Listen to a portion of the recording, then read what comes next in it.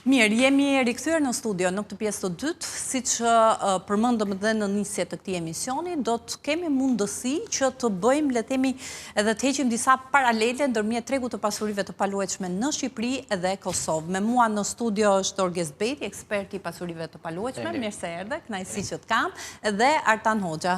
Përshëndetje dhe faleminderit për kohën. Ndërkohë që do të na bashkohet edhe përmes një komunikimi të drejtë për drejtë nga Kosova dhe zoti Jakub Bellaqa, ekspert ekonomie. Kur ta kemi gati, regjia na njoftoni. Mirë, unë e veçova pak që kemi ngjashmëri me tregun e Kosovës për jo vetëm për aspektet pra që ka njohur një zhvillim të vrrullshëm në vitet e fundit dhe përbën një sektor kyç për zhvillimin ekonomik, por edhe në problematika. Edhe kur them problematika e lidh me çështjet e pronësisë dhe kornizën ligjore që nganjëherë mund të bëhet pengesë për investimet e huaja. E shet të tillë pra që kemi ecur, le të themi, në të njëjtat shina me progresin, por edhe ato që mund të konsiderohen sfida që ka nevojë të adresohen?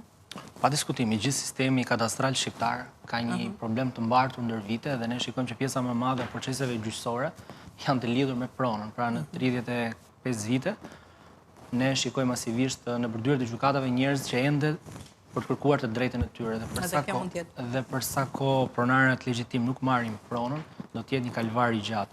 Pa diskutim që ajo që thatë ndikon drejt për drejt tek investitorët e huaj, pasi ata në momentin që vinë bëjnë një investim, duan të kenë garanci, duan të kenë siguri, por mbi të gjitha dhe më rëndësishme, ata duan të jenë të qetë në vlerat sepse bëhet fjalë për investime të mëdha. Nuk ditë nëse regjia e kemi gati zotin Bellaqa, ende jo.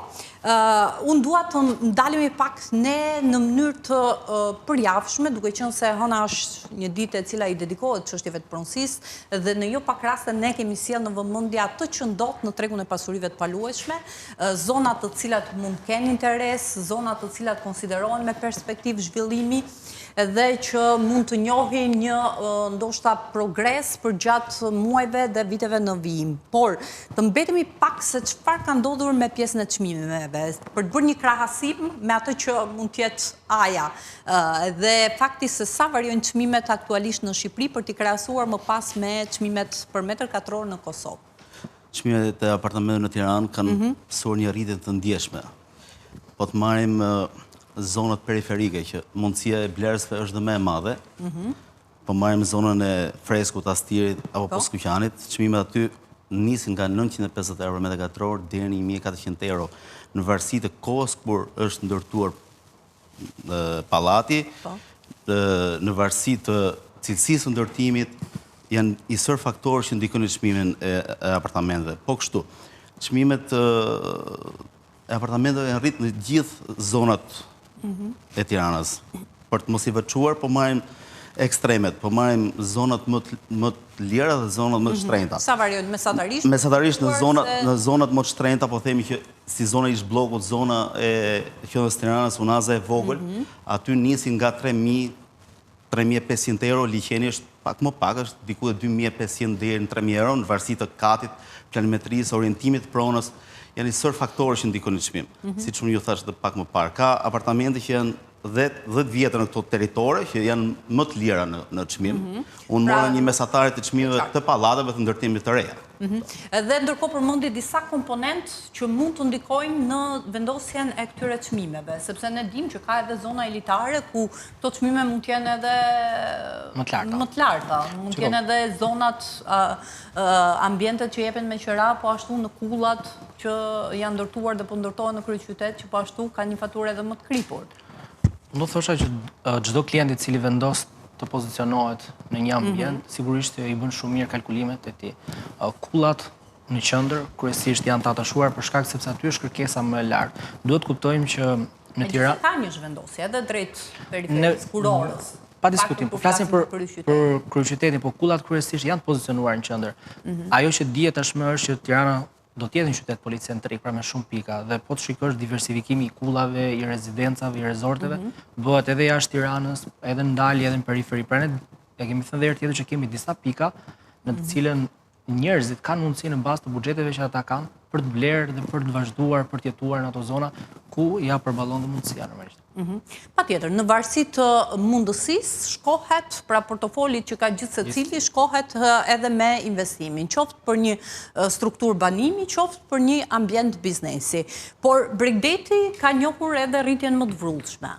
Po pa diskutim. Dhe çmimet, megjithëse mund gjesh ende zona në cilat të paktën në pjesën e Golemit, Hamallaj mund gjesh çmime të pranueshme. Edhe Golemi, Shëngjini, Velipoja që deri diku konsideroheshin të lira, tashmë edhe ata kanë postuar një rritje për shkak sepse kërkesat e larta që vijnë nga Europa perëndimore, edhe nga Europa lindore, janë në numër shumë të lartë. Madje kemi vënë re së fundmi që edhe nga kontinentet largëta, po shikojnë dhe shfaqin interes për Bregdetin shqiptar.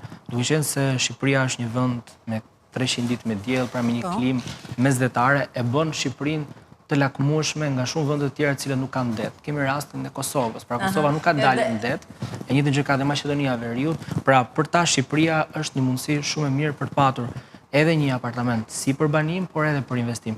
Çka do të thotë që paketa që Shqipëria ofron tashmë nuk është thjesht vetëm Tirana. Pra ne kemi në gjithë Shqipërinë kërkesë, madje unë po ju them që shikoj së fundmi interes shumë madhe për Gjirokastrën dhe për Korçën, gjë që dikur ne nuk e kemi patur.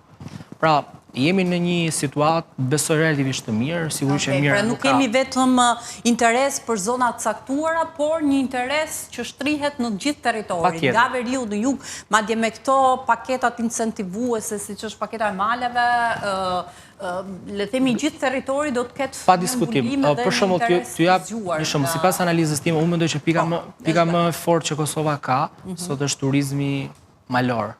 Pra ne përmendej që nuk ka det Kosova, ama nuk është më pas nesh në raport me çmimet. Zoti Bellaqja, përshëndetje dhe faleminderit për kohën. Përshëndetje për audiencën e juaj.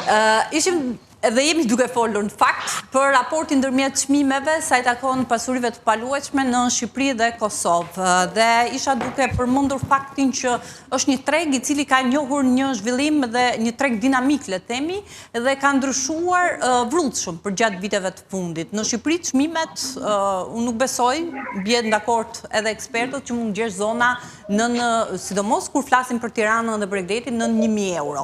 Pra 1.000 euro mund konsiderohet një lloj tavani. Cila është situata në Kosovë ndërkohë? Nuk keni det, por nuk keni mbetur pas në raport me çmimet apo jo?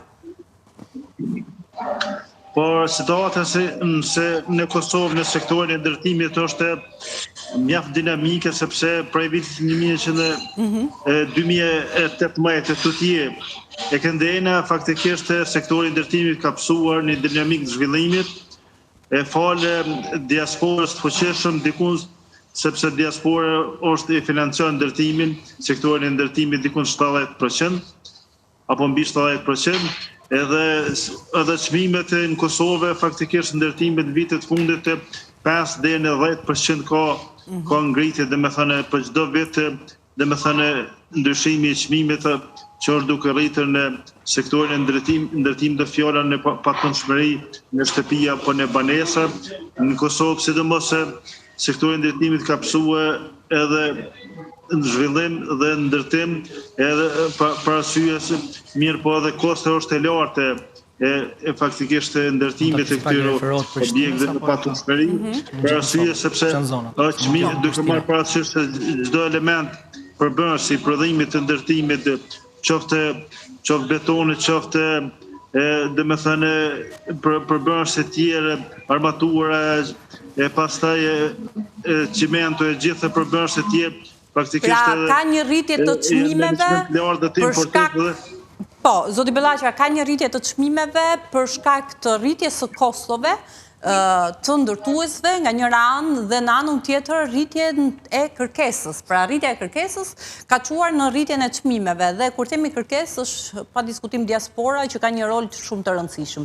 Megjithatë, kur flisnim për këtë situatë, i referoheni vetëm kryeqytetit, Prishtinës apo edhe qyteteve tjera. Pra cila është situata, le themi, në të gjitha qytetet? Kur flasim për një zhvillim, janë Peja, Prishtina, Prizreni, Ferizaj, ato që kryesojnë, apo jeni në të njëjtën linjë? Pra vetëm në Prishtinë.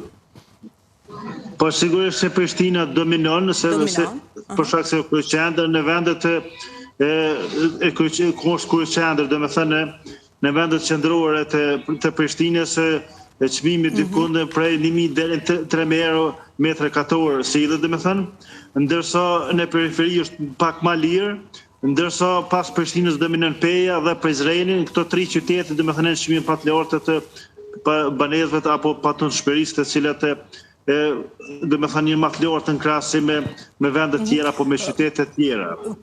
Çmimet larta. Po, përveç faktit, pra nëse ka në Prishtinë mund gjenden edhe shkojnë deri në 3.000 euro metër katror. Ka zona specifike që janë me këto vlera dhe ku janë të përqendruara, kryesisht në qendër apo në periferi të qyteteve? Janë të përqendruar sidomos në qendër apo disa lagje për shembull që janë lagje të më të zhvilluar. Pra është një njëti model le të themi edhe në Kosovë. Është çmimet janë më të larta sillen deri në 3.000 euro, ndërsa në periferi është çmimet janë pak më të lira, mirë po në qendrat Prishtinës edhe në disa lagje më të që janë thjesht më të modernizuar, që kanë investuar X kompanisë që me standarde dhe kushte të nivelet evropiane, sigurisht sillet që deri në 3.000 euro. Por edhe në Pejë është sidomos çmimet janë të larta në banesë, po edhe në Prizren kisha më thënë pas Prishtinës janë çmimet më të larta për në banesa apo në patunshmëri, edhe për shkak se edhe diasporat të cilat për çdo ditë më shumë janë duke shkuar në diasporë. Edhe diaspora që është shumë e fuqishme, zakonisht si zgjidhje kanë për në aspektin e banimit apo strehimit blen patunshmërinë e qytet, për shembull në qendrat në Prishtinë apo në Prizren apo në Pejë, edhe janë çmime shumë të larta, ndërsa sa është çmimi më i ulët për të bler një apartament në Kosovë? Po çmimi më i ulët është për një apartament në periferi o fjala. Po, edhe një apartament me një strukturë le themi 70-80 metër katror. Që mund të jetë 1+1 ose 2+1. Por faktikisht me metër katror unë më thënë për shembull që në 800 euro edhe në periferi të Prishtinës nuk mundesh me gjetë për shembull, apo edhe në qytete tjera zakonisht në 800 euro nuk mund 800.000 euro është thjesht çmimi më i ulët. Faktikisht për çdo ditë më shumë janë duke ngritur çmimet sepse si zgjidhje kanë për strehim për banim zakonisht në patunshmërinë e banesës zakonisht, edhe sektori i ndërtimit është në Kosovë është një ndër sektorët më shumë që janë zhvilluar prej vitit 2018 e tutje, edhe sektori i IT-s, kuptohet, po kjo fjala është tema është për sektorin e ndërtimit, sepse është kompanitë e ndërtimit kanë marrë një hovë edhe kanë dhënë qytetet, X qytetet saktuar, për shembull kanë lejuar, kanë dhënë leje për ndërtim, e për atë arsye kanë ndikuar që në këtë rast kanë ndikuar që me dhënien e lejes faktikisht edhe kanë plotësuar kriterit kushtet edhe faktikisht shumë kompani të mëdha e kanë gjetë veten për shembull në qytete të ndryshme, edhe për shkak diasporës që ka më herët shumë të mëdha në perëndim edhe faktikisht në vitet e fundit jo vetëm Kosovë, por ky trend po edhe në Shqipëri, në vendet e Ballkanit Perëndimor është trend që nga fshatet domethënë rurale janë duke shkuar nga qytetet e urbanizuar, sepse jeta është më lehtë dhe vetëm faktin që momentin kur po jetojnë apo kur po shkojnë në diasporë në qytetet, faktikisht dëshirojnë ta kenë edhe një pronë, përpas në fshat që kanë pronën shtëpinë, mirë po dëshirojnë ta kenë edhe një pronë patunshmërisë në qytet, sidomos është kërkesa më e madhe është në qytetet të mëdha. Zoti Bellaqa, Orgesti, ekspert i pasurive të paluajtshme, ka një pyetje për ju lidhur me interesin që tregohet. Pyetja është, a kemi blerës të huaj, jo diaspora, të huaj në Kosovë, dhe nëse ke një shifër sa përqind e tyre zën transaksionet e shtetësve të huaj që blen pasurit patunshme në Republikën e Kosovës? Unë se ka dhe me herët nga diaspora, janë 70% diaspora investojnë në pasurit e patunshme, ndërsa 30% për ekonomi familjare, faktikisht për konsome, prindit për shembull që i dërgojnë mjeta për emitencë që dërgojnë, ndërsa 70% janë diasporat të cilat dominon edhe kryeson në diaspora janë shtetasit tanë, cilët kanë pasaport Kosovës dhe Shqipërisë, flas për shtetasit e huaj. Pra që mund të jenë me kombësim. Dhe 1% më të ulët. Për shtetasit e huaj nuk kanë ndonjë interesim, faktikisht vetëm nëse shqiptarët për shembull që ekzistojnë me një pasaport që posedojnë X shtetit caktuar. Po diaspora jo. Ndërsa shtetasit e huaj faktikisht nuk ka ndonjë interesim madh ose shumë të vogël për me blenë në Kosovë, sepse Kosova është vend me status zhvillim, jo me ekonomi të zhvilluar, sikur që në vendet e Ballkanit perëndimor të tjera, mirë po ekonomitë e tjera, qoftë e Shqipërisë apo disa ekonomi tjera të Ballkanit kanë bruto produkt më të lartë, nivel zhvillimit më të lartë, sidomos Shqipëria ka ekonominë e turizmit jashtëzakonisht të zhvilluar, të sjell me miliona euro, domethënë gjatë sezonit të verës në Shqipëri, që forcon edhe ekonominë, edhe punësimin, edhe produktivitetin, edhe bruto produktin e Shqipërisë, por edhe buxhetin e shtetit sigurisht. E qartë. Mirë, e qartë. Artan, u njoh me çmimet dhe duket paktën për ato që njihen si zonat të zhvilluara urbane, rasti Prishtinës, Prizreni, Ferizaj, çmime variojnë nga 800 deri në 3000 euro. Por, siç përmendi edhe zoti Bellaqi, është shumë e vështirë që të gjesh nën 800 euro çmime për metër katror. Duke pasur parasysh që kjo rritje së paku në Kosovë, se edhe në Shqipëri e njëjta gjë është, kërkesa oferta ka ndikuar nga njëra anë dhe tjetër rritja e kostove të ndërtuesve, që është një argument që jepet për rritjen e këtyre çmimeve. Por si sheh këto çmime në raport me tregun e pasurive të paluajtshme në Shqipëri? Të justifikuara deri diku? Unë nuk e njoh tregun e pasurive në Kosovë, por për tregun tonë, ne jemi në kryeqytet në Tiranë, jemi gati 2 fishi i çmimit të Prishtinës, siç është atje ishte 2800 deri në 3000 euro. Ne kemi kulla elitare që janë mbi 2 fishin e këtij çmimi. Kemi zonën e kombinatit që kemi më të lirë gati se sa 800 euro për zonat më periferike se kaq, por që unë nuk i kam cek siç është Kamza etj. Ato që nuk e gjenë vetën në këto çmime, mund t'i drejtohen... Pra kanë edhe opsione apo alternativa më ekonomike. Më ekonomike. Tani, zotëria e tha dhe vetë pak më parë. Mundësitë që Kosova ofron, pra ka 2 tregje. Është tregu i diasporës dhe tregu i brendshëm. Ndërkohë që Shqipëria ka disa tregje. Është diaspora, është tregu vendas, janë investitorët e huaj, por ne sfundmi shikojmë në gjithë këtë panoramë, jo vetëm Prishtinën, por mund të shkojmë edhe Shkupin, dhe Podgoricën, dhe Sofjen, madje edhe Beogradin, të gjithë çmimet në rajon kanë pësuar një rritje për shkak të krizës në Ukrainë, për shkak të luftës në Ukrainë, për shkak të krizën e hekurit. Pra faktori gjeopolitik edhe pandemia pa diskutim, ne nuk mund të ishim imun ndaj gjithë këtyre faktorëve që ndodhin rreth nesh. Dhe për rrjedhojt i gjithë tregu ka pësuar një rritje. Kjo gjë nuk vlen vetëm për Ballkanin, kjo vlen edhe për Europën. Po të shohësh tashmë edhe Gjermania, Franca, Italia, çmimet atje kanë pësuar një rritje. Pra i gjithë industria e real estate-it në tërësi, mbas krizës, mbas pandemisë dhe mbas luftës, ne shikojmë çmime të tjera. A do të jetë kjo pika kritike? Këtë askush nuk di ta thotë sot, sepse ne shikojmë për ditë që kemi tendenca dhe situata lufte në çdo vend që mbase edhe ndryshime. Mbase nuk është afër nesh, por na impakton edhe ne që jemi larg për shkak të dinamikave që mund sjellë situata. Megjithatë, ne flasim dhe themi që për shkak të këtyre faktorëve që sa të brendshëm aq edhe të jashtëm, që nuk është dhe nuk mund të menaxhohen siç ishte pandemia apo lufta Ukrainë-Rusi, ajo që bën dallimin është tek kurba e rritjes, duke nënkuptuar këtu në çfarë shkalle janë rritur çmimet e pasurive të paluajtshme. Për shembull, në vende të tjera, rritja mund të ketë ndodhur dhe konsiderohet një rritje gati normale nëse është në nivelin 5%, 10%, pra konsiderohet normale dhe pranueshme. Por në Shqipëri, tregu i pasurive të paluajtshme dhe çmimet ndryshuan në një vit me 2 fish të vlerës, duke i referuar viteve pas pandemisë. Por megjithatë, jo të shpjegoj. Ne kemi bërë bashkë këtë analizë në studiet disa herë. Do të kuptojmë faktorët që ndikojnë në këtë rritje. Nëse marrim vendet e rajonit, ose marrin vendet e Europës, shikojmë që aty keni një rritje progresive, pra nga inflacioni, nga zhvillimet e brendshme. Nëse flasim për Tiranën ose për Shqipërinë, kryesisht për Tiranën i referohemi sepse ajo ka atë bumin e madh të ndërtimeve dhe sigurisht e ka çmimet që i ka më të larta në të gjithë vendet e tjera.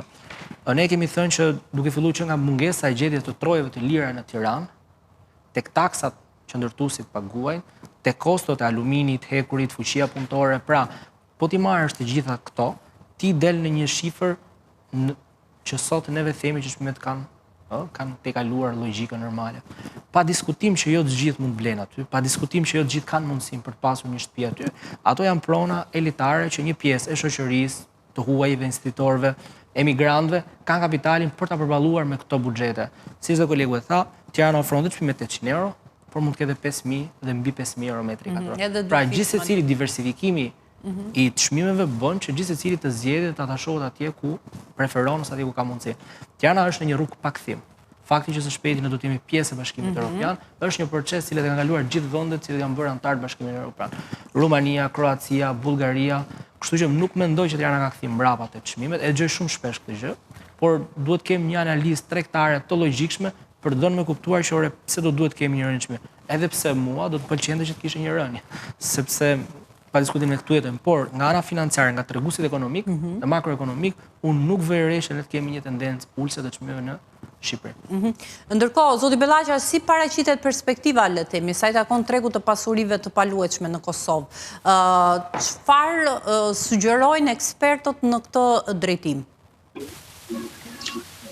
Por, faktikisht, kjo, si që se ka dhe në fillim, kjo është një sektor që është duke u zhvilluar, mirë po çmimet e ndjen të larta, kërkesa është e madhe, ndërsa oferta është më e vogël, faktikisht edhe për atë arsye në çmimet e larta, ndërsa sepse ndikon sigurisht që edhe krizat globale, për shembull pandemia, lufta në Ukrainë, sepse gjitha këto elemente përbërëse të cilët faktikisht importohen edhe shpenzimet varëse të transportit, të dogana, akcize, shpenzimet administrative, tatimet, gjitha ato, edhe faktikisht këtu nuk derisa importohen këto edhe dhe me thënë shpenzimet apo kosta tjera, është një element tjetër është mungesa e fuqisë punëtore në Kosovë, për shkak se për çdo ditë më shumë trit janë duke ikur nga Kosova. Po thuaj se jemi në të njëjtat ujëra, sa i takon problemeve.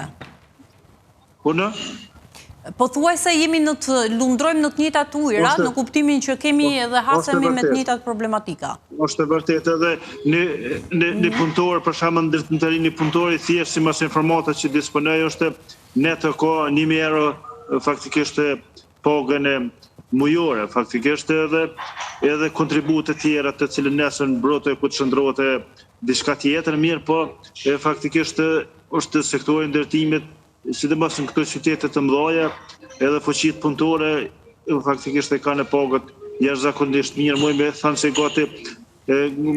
se gati sukur në disa vende të Bashkimit Evropian parafërsisht në paga sektor ndërtimit, sepse fuqia punëtore është e ulët, është mungesë, edhe kërkohet për çdo ditë, sepse është sektori ndërtimit për çdo ditë, për shembull në Prishtinë apo në Pej, apo në Prizren, apo edhe në Gjakova, apo edhe në Frejzaj, faktikisht për çdo ditë ka ndryshime të mëdha në sektorin ndërtimit, sepse mas një viti, 2 vite, faktikisht shumë lagje ose në periferi, ato në mas 2-3 vite, ato në kur t'i shet që janë duke u zhvilluar projektet për shkak kompanitë e mëdha që janë duke kryer ndërtimet edhe ka kërkesa për çdo ditë më shumë. Ka disa zona që do t'i veçonit si zona me perspektiv zhvillimi, edhe që zona pra mund të njohë një zhvillim të vrullshëm për gjatë viteve në vijim, edhe që shikohen me interes aktualisht?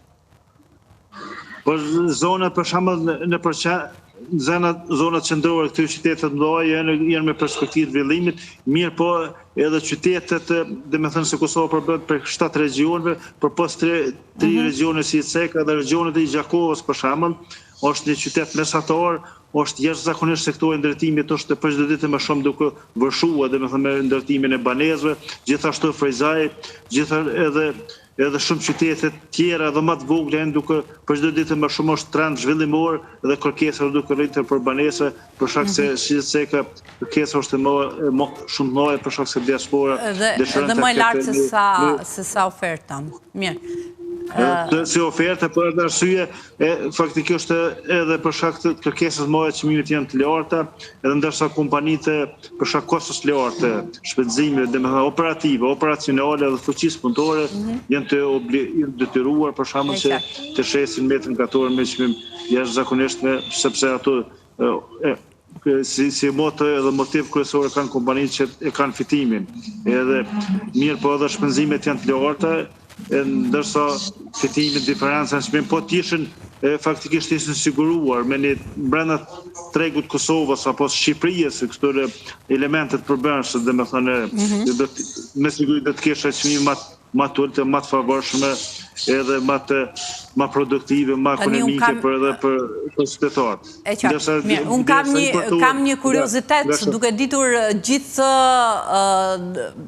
pra faktin që nga shqiptarët e Kosovës ka gjithmonë një interes të shtuar për Shqipërinë, jo vetëm për të kaluar pushimet, por edhe për të investuar, për të blerë etj. Është e dyanshme një gjë e tillë, pra ka shqiptarë të Shqipërisë që shkojnë në Kosovë dhe investojnë në pasuri të paluajtshme? Kam përshtypjen që unë Ceka është pjesa alpine që Kosova rrugova malet, që është pjesë të shqiptarëve në djenin time ka që investojnë, por nuk mund tjetë në tjetër për masë. Edhe zotëria e tha që nuk ka shumë facilitete për të ofruar Kosova, gjë të cilet nuk i ndjejmë në Shqipëri. Pra, një turist i cili ose një shtetës i Kosovës vjen në Shqipëri, krahas detit, malit, ka dhe një sër elementesh. Kosova është ende shtet i vogël dhe ende nuk i ka formuar të gjitha ato facilitetet që i duhen për ta bërë atraktive në arenën ndërkombëtare, sidomos edhe për shqiptarët, por edhe për të huajt. Ndryshe nga Shqipëria, e cila tani ka një standard në rritje, pra progresi që Shqipëria po bën, sigurisht që i afron njerëzit. Nga ana tjetër, unë Ceka dhe në fillim fakti që si Kosova, Mali dhe Maqedonia e Veriut nuk kanë dalje në det, e bën më të domosdoshme pasjen e një shtëpie për ta në Shqipëri, sesa ne të kemi një shtëpi në Kosovë. Kështu që mendoj se është një raport i detyrueshëm, nuk është çështje zgjedhje. Nuk është çështje zgjedhje. Mirë, tani duke qenë se jemi në minutat e fundit, unë dua që të më veçoni pak ato zona të cilat ju i konsideroni zona me perspektiva afatgjat edhe në kuadër të asaj që është thënë. Pra, është thënë dhe është paralajmëruar edhe nga kryeministri Rama që integrimi i Shqipërisë në Bashkimin Evropian do të arrisë edhe më shumë vlerën e pronës, duke marrë parasysh këtë devizë, le të themi, cilat mund të jenë ato zona që sot mund të ofrojnë një çmim të volitshëm dhe që në afatgjat mund të jenë zona të cilat mund të kthehen në zona të rëndësishme. Para kësaj do të jap një statistikë, edhe e them gjithmonë shumë dhe nga miqtë vetëm. Sipas statit, shqiptarët rezultojnë 87% pronar të pasurive të tyre. Çka do të thotë që është një shifër edhe më e lartë se nga mesatarja e Bashkimit Evropian. Edhe Kosova nuk është më poshtë, Kosova do të jetë diku te për frymë popullsi diku te 85-90 diçka e tillë. Kështu që në planin afatgjat, kjo është një dhënë dhe një tregues shumë i mirë për të gjithë njerëzit që kanë. Për sa i përket asaj që ju thatë, unë mendoj që bërja e Shqipërisë një mundësi atraktive për investime, për thithjen e investitorëve të huaj, por edhe investitorëve të vendas. Nga ana tjetër, unë mendoj që ka një politikë shumë të mirë për thithjen e kapitalit të shqiptarëve të diasporës, i cili dikur është investuar, tashmë ata po kthehen si investitorë, kanë marrë projekte zhvillimore shumë të mëdha në Bregdetin, në Tiranë, në Korçë dhe në shumë vende të tjera të Shqipërisë, çka edhe ajo që ju thatë për sa i përket projektit të maleve, do bëjë që shumë nga ekspertët që kanë investuar në këtë industri të kthehen dhe të investojnë në Alpet tona, që shumë nga këta ekspertë i konsiderojnë si, pa modesti e them, si një Zvicër e vogël. Edhe kush do të ishin ato zona, mund të veçosh ndonjë? Unë mendoj që një potencial shumë i madh do të jetë Gjirokastra me bërjen e aeroportit, një qytet Mbreslënës, një qytet UNESCO-s, krahas qyteteve bregdetare do të ofrojë dhe ka shumë çka ofron Gjirokastra. Pra mund të jetë Unë një besoj surprizë Gjirokastra në që do të jetë një interesin që do surprizë. zgjoj. Po, shikojte tek qarkullimi i turistëve që ka në Shqipëri, që një nga destinacionet kryesore tyre është Gjirokastra. Sigurisht këto që ne i dim, Dërmiu, Tirana, Vlora, pa diskutim që janë, po mendoj që Gjirokastra dhe Korça do të jenë në hartën shumë shpejt. Artan? Cilat gjykojnë që mund të ishin ato zona që parë në afatgjat mund të sjellin një zhvillim? Edhe mund të jenë zona kyçe? Që janë zhvillim dhe janë zonat e preferuara, janë zonat e Bregdetit, me projektet e reja. Vlora, Saranda, Palasa, Ajmara, kanë marrë një zhvillim të jashtëzakonshëm. Me hyrjen në BE, këto çmime do t'i ka përcen 20 deri në 30% në 5 vitet që vinë. Pra do të njojnë një rritje në këto nivele? Në këto nivele. Pasi ne të integrohemi në Bashkimin Evropian. Por mos harrojmë që ne kemi një Bregdet të jashtëzakonshëm, një bregdetare të jashtëzakonshme si edhe Durrësi apo Gjiri Lalzit apo që janë më të mundura për buxhetin e shumë qytetarëve që kanë pamundur të blejnë Bregdetin e Jugut, sepse çmimet atje janë shumë më të larta se sa Durrësi apo Belipoja apo Shëngjini, mund të shfrytëzojnë këta zona. Por zona e Bregdetit të Jugut është e jashtëzakonshme, ka shumë projekte. Edhe potencial zhvillimi. Potencial zhvillimi. Se jemi në limitet e kohës. Zoti Bellaqia, unë ju falenderoj për ndërhyrjen. Faleminderit që ishit me ne. Ishe kënaqësi, ju lutem. Faleminderit. Orges, faleminderit po ashtu për kohën. Artan, faleminderit për prezencën tënde. Kënaqësi që ishit me ne në këtë hapësirë të sotme. Faleminderit edhe ju që na ndoqët. Kemi mbërritur në fund të emisionit edhe për sot. Takimi i radhës është sërish nesër në orën 16 deri atëherë miru takofshim.